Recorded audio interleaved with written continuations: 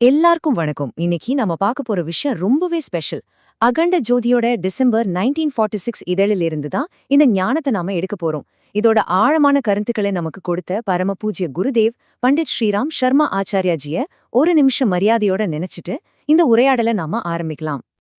வாழ்க்கையில ஒரு தடவையாவது வந்த கேள்வி நம்ம மனசுல வந்திருக்கும் இல்லையா? நம்ம வாழ்க்கை நிஜமாவே அர்த்தம் உள்ளதா இருக்கா? எது ஒரு வாழ்க்கையை பயனுள்ளதா மாத்துது? இது ஏதோ சும்மா பேசிட்டு போற விஷயம் இல்ல. நம்ம ஒவ்வொரு நாளும் எடுக்கிற முடிவுகளுக்கு பின்னாடி இருக்கிற ஒரு பெரிய தேடல் இது. வாங்க, இதுக்கான பதிலை இன்னைக்கு நம்ம தேடுவோம். சுவாரஸ்யமான விஷயம் என்னன்னா, இந்த கேள்விக்கான பதில் பல வருஷங்களுக்கு முன்னாடியே, அதாவது 1946லயே ஒரு பெரிய ஆன்மீக குருவால கொடுக்கப்பட்டிருக்கு. பாருங்களேன், காலம் எவ்ளோ மாறினாலும் மனுஷனோட அடிப்படை தேடல் ஒண்ணுதான் இல்லையா? அந்த பழைய ஞானம் இப்போ இந்த மாடர்ன் உலகத்துல வாழ்ற நமக்கு எப்படி வழிகாட்டுதுன்னு பார்க்கலாம் வாங்க. சரி, ஒரு அர்த்தமுள்ள வாழ்க்கையை நோக்கிய நம்ம பயணத்தோட முதல் அடி எங்கிருந்து ஆரம்பிக்குது? அது வெளியில இல்லங்க, நமக்குள்ளதான். முதல்ல நம்மள நாம யாருன்னு புரிஞ்சுக்கணும். நம்மளோட உண்மையான இயல்பு என்னன்னு தெரிஞ்சுக்கிறது தான் முதல் படி. இந்த புரிதலோட மையத்துல இருக்கிறது தான் மனுஷதா அப்படிங்கிற ஒரு கான்செப்ட். இதுக்கு அர்த்தம் சும்மா மனுஷனா பிறந்தது மட்டும் இல்ல, அதுக்கும் மேல நமக்குள்ள இருக்கிற அந்த தெய்வீக சக்தி, அந்த எல்லையில்லாத திறமை, அதை உணர்றது தான் உண்மையான மனிதாபிமானம். நம்ம ஒவ்வொருத்தருக்குள்ளயும் ஒரு தெய்வீக பொறி இருக்குன்னு ஏத்துக்கிறது தான் இதோட சாராம்சம். இந்த மேற்கோள் எவ்ளோ அழகா அதை விளக்குது பாருங்களேன். அதாவது நாம புதுசா எதையும் உருவாக்க போறதில்ல, நாம யாருங்கிறத மறந்து போயிருக்கோம். அந்த உண்மையான தெய்வீக இயல்பை மறுபடியும் நினைவுபடுத்திக்கிறது தான் இந்த உள்நோக்கிய பயணம்.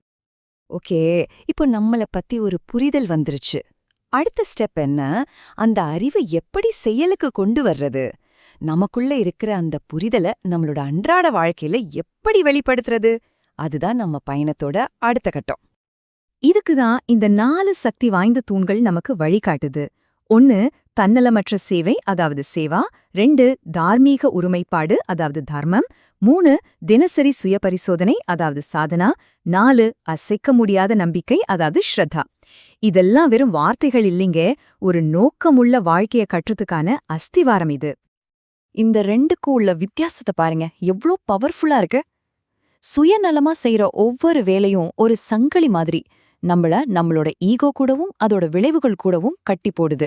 ஆனா தன்னலமா செய்யற சேவை ஒரு சாவி மாதிரி, அது சுதந்திரத்தையும் உண்மையான சந்தோஷத்தையும் நமக்கு திறந்து கொடுக்குது. இந்த மேற்கோளை கேளுங்க, இது நம்மளோட மொத்த பார்வையுமே மாத்திரும்.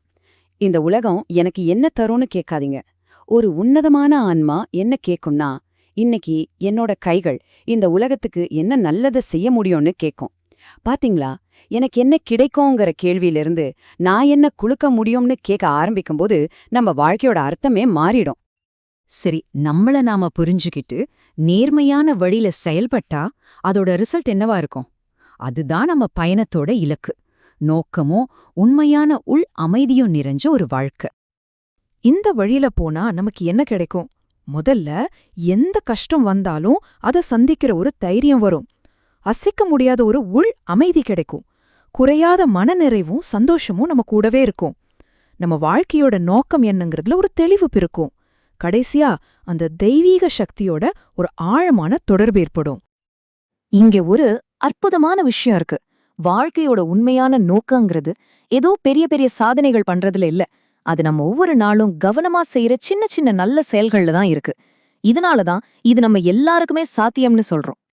சரி, இவ்ளோ நேரம் நாம பார்த்த இந்த ஆழமான விஷயங்களை இன்னைக்கு நம்ம வாழ்க்கைக்கு எப்படி எடுத்துக்கலான்னு ஒரு தொகுப்பா பார்த்துட்டு இந்த உரையாடலை முடிக்கலாம். முதல்ல நம்மளோட உள்பயணம் பத்தி பார்த்ததை ஞாபகப்படுத்திக்கலாம். நம்மளோட உண்மையான ஸ்வயம் தெய்வீகமானது, சக்தி நிறைஞ்சது. அந்த உண்மைய உணர நமக்கு நாமே உள்நோக்கி பார்க்கணும். நம்மளோட அகங்காரத்தை ஜெயிக்கிறப்போதான் உண்மையான சுதந்திரம் கிடைக்கும். உண்மையான பலம்ங்கிறது பணத்திலேயோ பதவியிலேயோ இல்ல, அது ஆன்மீகத்துல தான் இருக்கு. அப்போ அந்த உள் வலிமையை வெளியில எப்படி கொண்டு வர்றது? அதுதான் நம்மளோட வெளிப்புற பாதை. நம்மளோட செயல்கள்ல நேர்மை இருக்கணும். அதுக்கு அடிப்படை தன்னலமற்ற தன்மை. எந்த பிரதிபலனையும் எதிர்பார்க்காம மத்தவங்களுக்கு சேவை செய்யணும். இப்படி தர்மத்தோடையும் ஒரு நோக்கத்தோடையும் வாழும்போதுதான் நமக்கு நிலையான அமைதி கிடைக்கும். இப்போ இந்த ஒரு கேள்வியும் உங்க முன்னாடி வைக்கிறேன். காலத்தால அழியாத இந்த ஞானத்திலிருந்து எந்த ஒரு விஷயத்தை இன்னைக்கு உங்க வாழ்க்கையில நீங்க எடுத்துக்க போறீங்க? சின்னதா ஒரு விஷயத்தை தேர்ந்தெடுத்து அதை செயல்படுத்த ஆரம்பிங்க. ஏன்னா ஒரு சின்ன அடி கூட ஒரு பெரிய பயணத்தோட ஆரம்பமா இருக்கலாம் இல்லையா?